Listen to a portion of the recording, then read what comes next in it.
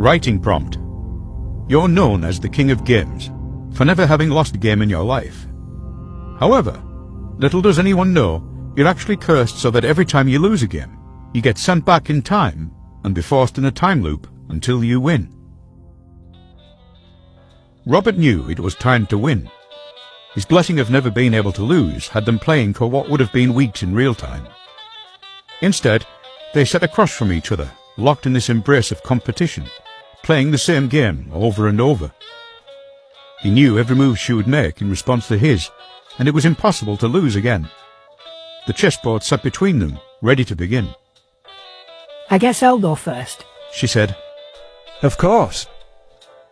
She made the same first move every game, and Robert could see the next 20 moves ahead. The path to victory was clear as day. It was only a matter of time. He made his first move and asked, What made you start dancing? Her eyes lit up as she thought back to her childhood.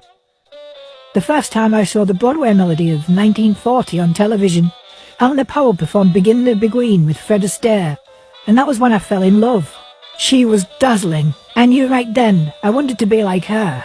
Robert had heard this story many times now, but he knew the distraction that remembering her childhood would bring. She continued recalling her journey through dance school that led her to career dancing in theatres, on cruise ships, and even in movies. Joy shined out of her as she spoke, and she didn't focus on the moves she was making. He moved his piece to claim one of hers, and she barely registered the loss. Victory was only 4 moves away. Robert waited for her to notice. Oh, look at that. I've played myself into a corner while I was caught up telling you stories, she said. Maybe that was my plan all along. You devil. You always did know how to get me talking. But I'm not out of this yet. She made the only move left to her in order to have any hope of winning. Robert went to move his piece into checkmate, but pain gripped his heart. He couldn't do it.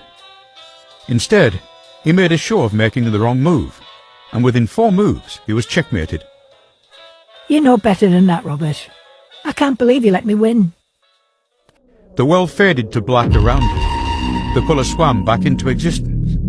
He found himself sitting across from her once again, with a chessboard ready to play between them.